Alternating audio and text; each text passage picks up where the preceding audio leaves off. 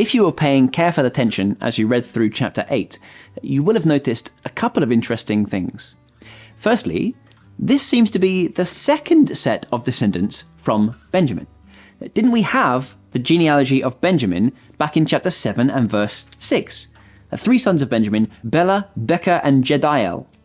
And now, chapter 8, Benjamin was the father of Bela, his firstborn, Ashbel, the second son, Ahara, the third. And he goes beyond that as well to tell us of Noha, the fourth, and Rapha, the fifth. So, firstly, why 2 genealogies for Benjamin? Secondly, why do some of the names not seem to tie up?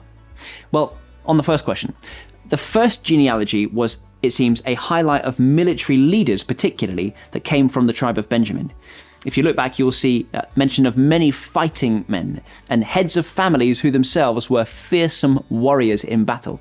That was the motive in highlighting these particular descendants from the tribe of Benjamin. But you'll notice, of course, that none of these genealogies are necessarily complete. This is an account of the significant people to have born into each tribe, so that each of the tribes now coming out of exile will be able to latch onto particular heroes from their own tribe and particular stories of all that God accomplished through that particular person, and wouldn't it be great if we aspired to be a bit more like them? So in chapter 7 it seems it was a military genealogy, and in chapter 8 it is a royal genealogy. We are particularly zeroing in now on Saul, who was the first ever king of Israel. So that's what's going on here. And you'll notice that we arrive at Saul in verse 33, and then we follow the descendants of his son, Jonathan, to complete the chapter.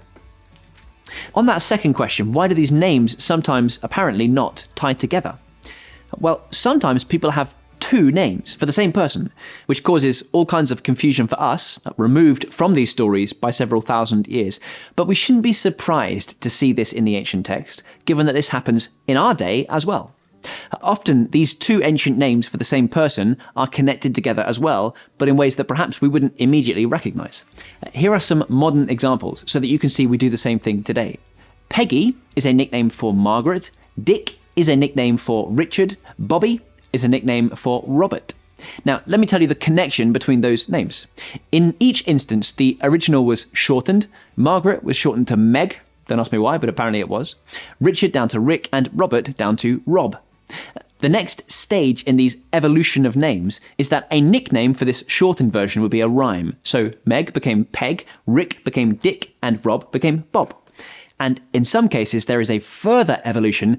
Peg becomes Peggy, and Bob becomes Bobby.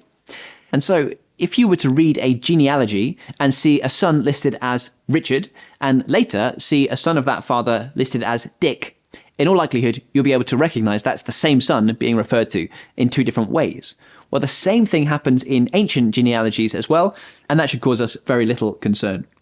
The other thing worth observing here is that while the tribe of Benjamin gets 2 mentions in these genealogies, the tribe of Naphtali, it barely got a mention at all, did it? Just have a look back at the previous chapter, and you will see that a single verse belongs to the tribe of Naphtali, which tells us what? Well, it tells us that almost nobody of note came from this particular tribe. And there is one tribe that is not listed in this genealogy in the book of Chronicles at all. Did you spot it? It is the tribe of Dan. Now, can you guess why this tribe might have been entirely blotted out from the history books of this chronicler? Well, I think the most likely reason is because it was the tribe of Dan that introduced Israel to idolatry in the first place. All the way back in Judges chapter 18, we read about how the Danites, as an entire tribe, rebelled against God, set up for themselves an idol. They used illegitimate, unqualified priests of their own, and they continued that evil practice, we read, until the time of the captivity of the land. The evil of that action could not be overstated. The tribe of Dan was the very first tribe to give themselves entirely and unreservedly into the arms of idols, which has been the cause, ultimately, of both the exile of the northern and southern kingdoms of this split. You might be interested to know that there is a listing of the tribes also in the book of Revelation, and you will observe the exact same pattern. The tribe that is notably missing is the tribe of Dan, It seems because of the seriousness of the sin that they introduced to the people of God. What can we learn from this? Well, we live in a world where many people want to make a name for themselves. But God has a list of names in heaven, and the names belong not to those who are powerful or impressive, but to those who are repentant of their sin and reliant upon Christ for their salvation. If you want your name to be recorded and known in heaven and remembered by God forever, there is one simple requirement. Ask Jesus to save you. And then, having been saved, live with every fibre of your being for the glory of his name. And while nobody may know your name on earth, you will be known by your Father in heaven and rewarded richly on the day you see him face to face.